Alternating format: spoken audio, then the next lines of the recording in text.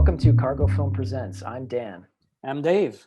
On Cargo Film Presents, we talk about the latest in documentary film, and today we're going to be talking about Gimme Shelter, the 1970 documentary by the Maysles brothers, David and Albert Maysles, along with Charlotte Zerwin, I believe is the pronunciation. Zwerin? Zwerin?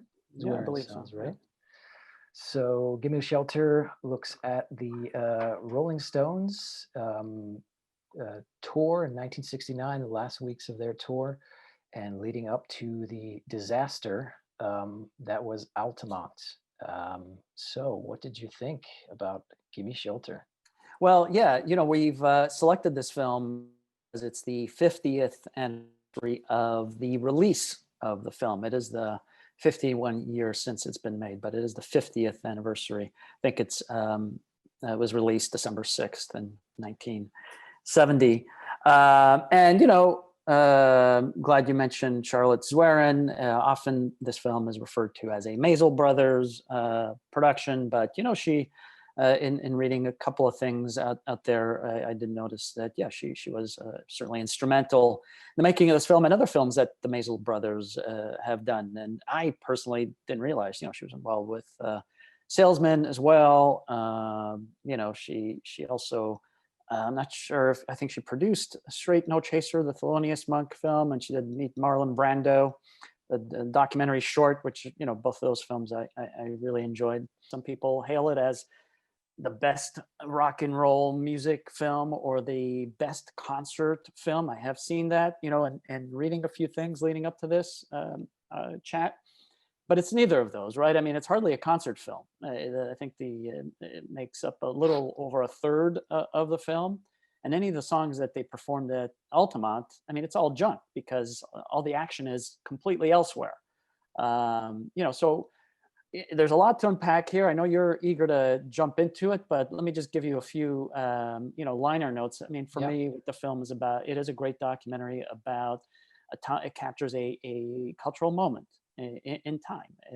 You have this pinnacle along, I suppose, with Woodstock that happened a few months earlier of capturing this hippie youth culture and their idea of free love and drugs will set you free kind of philosophy. And they all congregate for what they think is going to be this amazing peace and loving event. It's also a look at kind of the Hells Angels and I don't know, they're a bit like a stand-in for what is the establishment during that period, and they who have watched in horror of the corruption of the youth during most of the past decade and are looking for opportunities to bust some hippie heads, right? And then kind of punctures the bubble of the rock god, strutting around like the rock stars that they are, the Rolling Stones, and just doing their thing, and they're at the pinnacle of their career and they're amazing performers. But it also shows them off as kind of clueless musical artists, right? With this kind of naive, idealistic view of what they're a part of and what's going on in the 60s. And, I think the filmmakers perfectly capture that cluelessness, in the last shot of the film. I believe it's the last shot of the film of Mick Jagger, where they just, stop on him exiting the editing suite.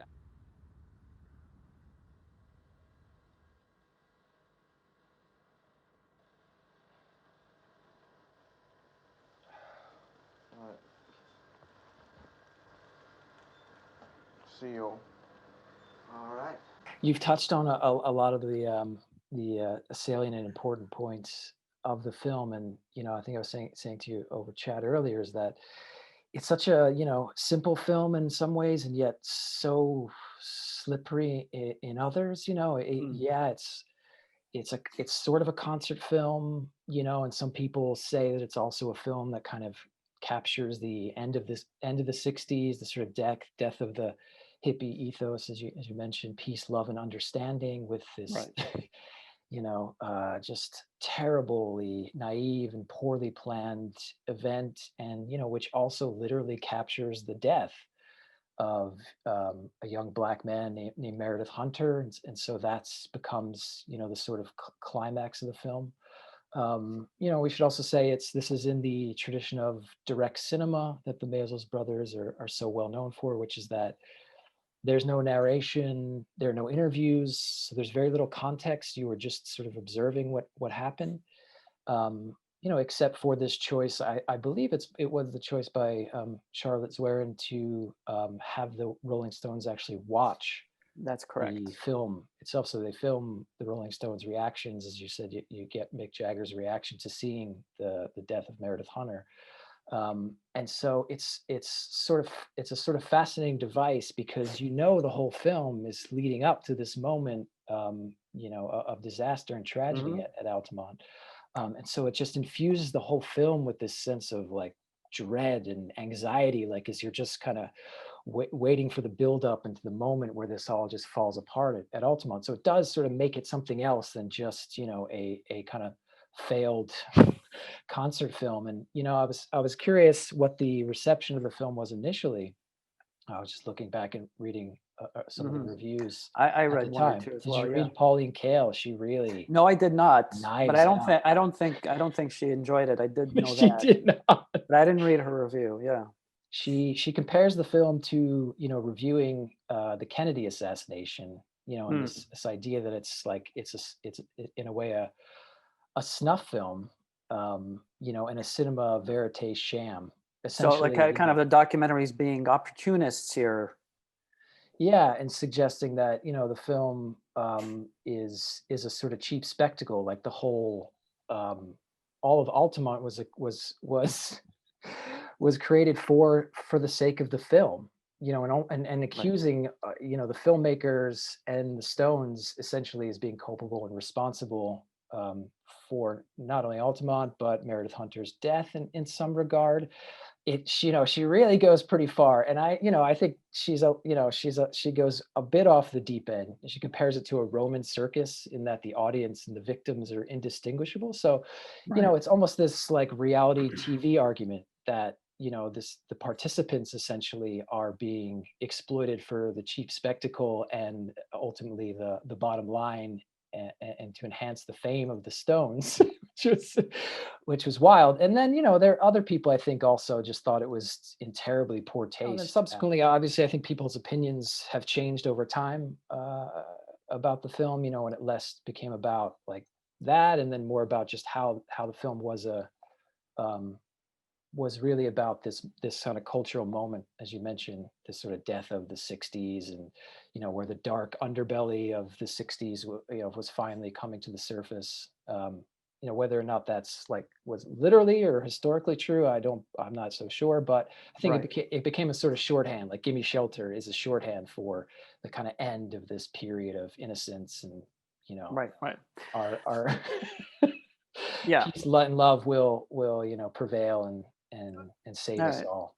All right. Well, people get lazy and use Giving Shelter as shorthand. Let's not forget that the Manson family murders happened also that summer. Yep. So, a series of events that were going on there. And people often use that event as well, as the nail in the coffin of the 60s. And often, so the truth often lies somewhere in between. In the 60s weren't all peace, love, and kumbaya. As we know, there was a lot of problems with race riots and civil rights unrest and so on. So in fact, the Gimme Shelter does act as a bit of a corrective to what the media was portraying during that time. The experience of watching it, just to go back to that, is is uh is both very seductive, I have to say. I mean, you're watching the Mhm. Rolling Stones, perform at the heights of their power, as you mentioned, Absolutely. and Mick Jagger is just, yeah, he's seductive, he's sort of wild, he's provocative, he's taunting his audience, and so one of the questions I think the film does ask, and this is like what I think you like as you watch it, you're wrestling it the whole time, is like one is like why doesn't somebody stop this at so many different points? You're like, why Right. does this keep going? Like they should stop this various points throughout the film. Absolutely. And then you're also sort of asking, and it seems like the film is interested in asking the question in the way I guess it's structured ultimately is like, what's the relationship between the Rolling Stones, persona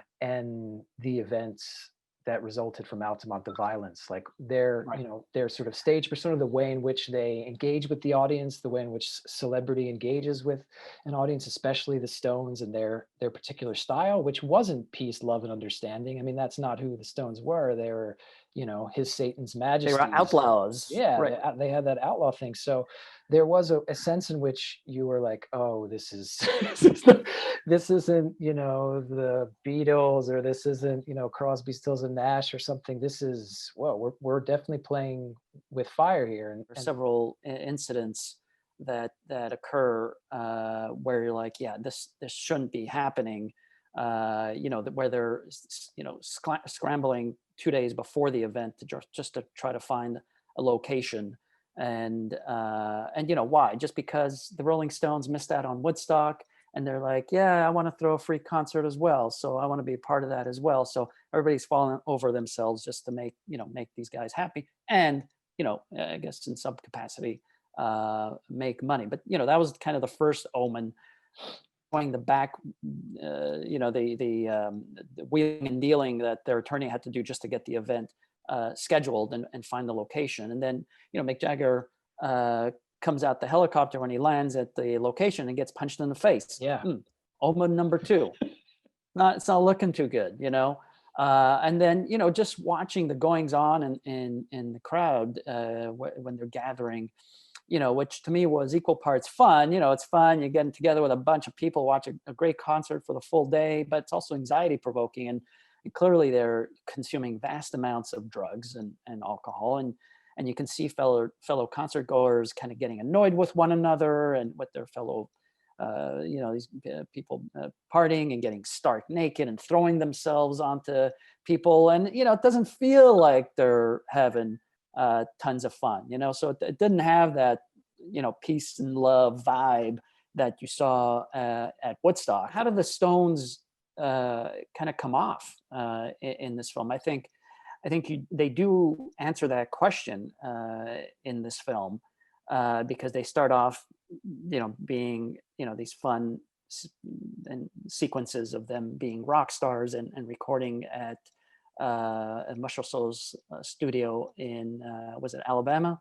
yeah, Yes, of course it is, right. And they're dressed for the part and they're behaving accordingly, looking all cool, and you don't really get to know them all that well because they don't really reveal themselves to the camera, which is fine. But I think the answer, the question is answered because the veneer comes off by the end of that film, because they're completely helpless and hapless when shit goes down at the concert, and they're out of their depth and they're completely powerless, and they become bit players in this scenario suddenly, and clearly the film is being shaped by the Hell's Angels and the crowd. That's where the action is. And if the filmmakers wanted to tell the story of peace and love, culture out west, a Woodstock West, they couldn't do it because the Angels kind of took over. They couldn't tell that story of the Stones because the Hell's Angels took over the party and made it something completely different. And so clearly the filmmakers were guided, because of the ending, we're guided in telling that story.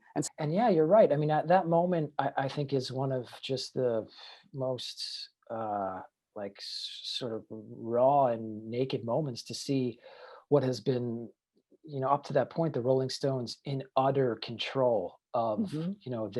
their performance, their sense of self. I mean, Mick Jagger, it just, he comes off as the most supremely confident, arrogant, just incredible sexy celebrity. At one point he's got his scarf, the next point he looks like he's going to, to a lecture at the London School of Economics. He's like, Right. he's just totally in control of his performances. And then that moment where he's on stage and everything is falling apart at Altamont, I mean, he's looking around and no one, no one's in control. I mean, the Hell's Angels, sort of, if you can call that control.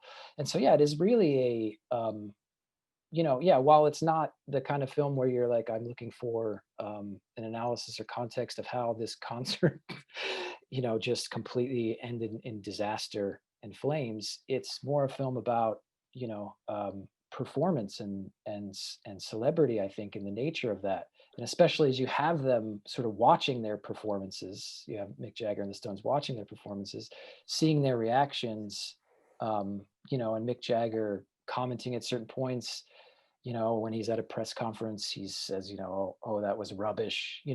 It's like, it's almost, you can see his two selves. You see like Mick Jagger, the performer, and you see Mick Jagger, the man.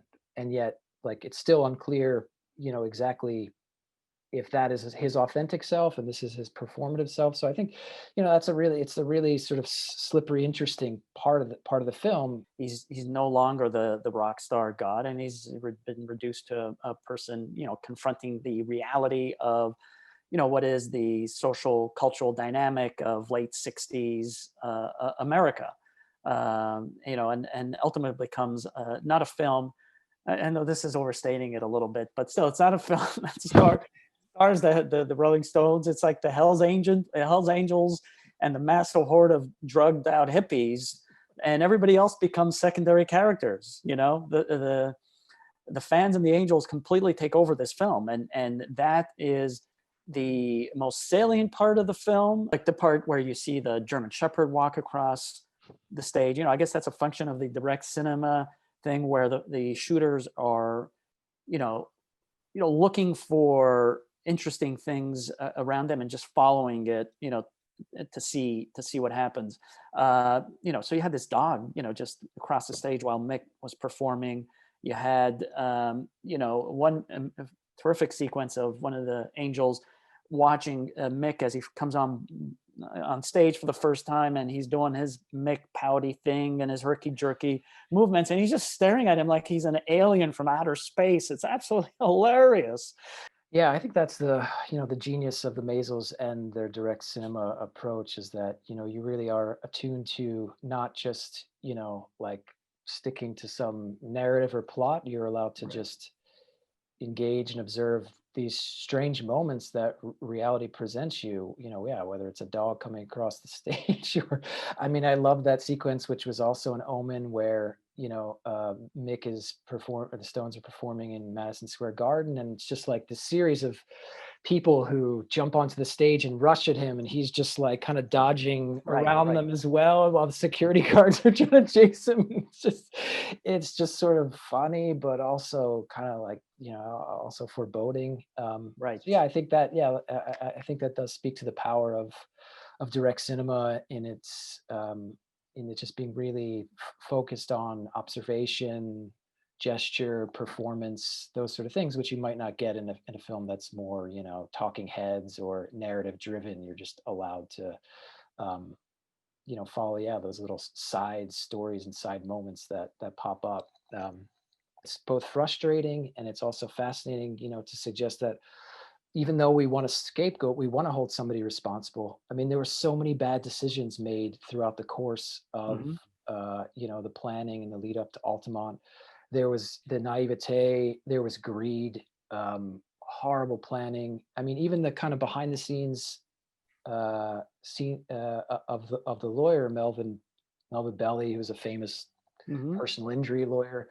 I mean, it seems as if they're performing those scenes. Like, it's almost as if none of them are taking it seriously. It's almost as if performance has become like, this is a moment where you see performance become the dominant mode of how people live, and Mhm. not thinking about like any of the real consequences to this. And I feel like that is now a very modern idea that is just sort of taking seed, where sort of spectacle and performance and celebrity and all that stuff, that's the stuff that matters. Like, those are the real values, and like the rest of the stuff, like, can forget it. Like, I mean, and Pauline Kael touches on that. I think she goes a bit too far and is a little extreme, but this idea that, like, Altamont was just a movie set for these people, in a Mhm. way, not for the Maysles necessarily, but I think for the Stones, their promoters, they essentially wanted to make a concert film that would compete with Woodstock and that concert Right. film and that soundtrack and everything. And so for them, this was just like,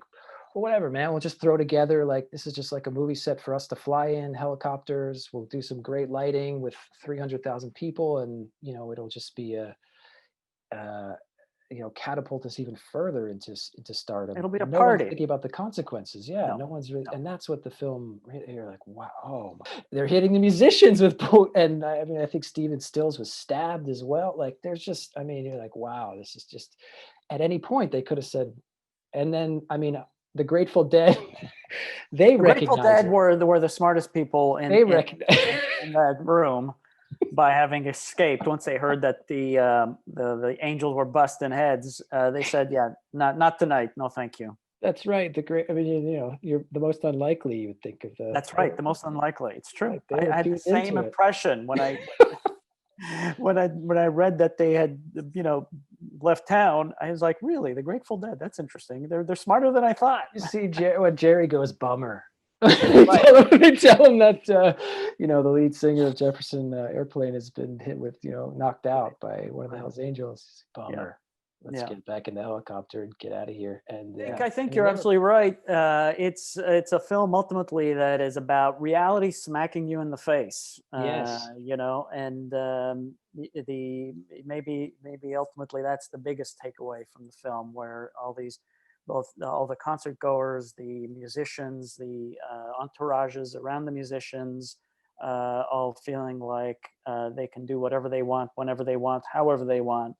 And then this incident making it very clear that you can't do that, and you can't. This isn't a movie set. It's real life, and this is what happens when the proverbial shit hits the fan.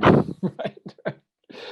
And I think that's exactly right. And I do think that's the core of some of the best documentary cinema that you often see is like they're whoever the actors or people in films who try and sort of control reality, or are trying to somehow transcend it, and then reality sort of shatters that illusion. We've seen that time and time again. Like one that always comes up that was recent is like Wiener, that film where the guy wants to make a film about how great he is as a politician, and Right. He's living on cloud nine and everyone's loving him at the beginning. He's dancing at the pride parade, and like it looks like nothing can stop this guy, nothing can touch him, and then everything just reality just blows up in his face because he's not paying attention to it, he's not aware of it, he's not concerned with it. And I guess it's one of these kind of like Icarus type tales where you flying too close to the sun when shit hits the fan. I think when in the Warner film episode, I think he said documentaries about discovery and the best documentaries about discovery. So I think that's spot on. So there's a lot of good stuff here to enjoy in this film, but it's not because of the although there are early parts of the film, there's some great performances from the Stones at Madison Square Garden, but that's not why you watch this film. There's so much more going on. The Tina Turner scene, I think, needs to be seen to be believed. Yes, like that's got to have some kind of, well, not an R rating, but some kind of rating. Yeah, I mean, it's hard to. I think at that point in time, it was hard to outdo the Stones, but Tina Turner, I think, does it. So thanks for tuning in, guys. We will see you next time. Yep. See you next time. Bye.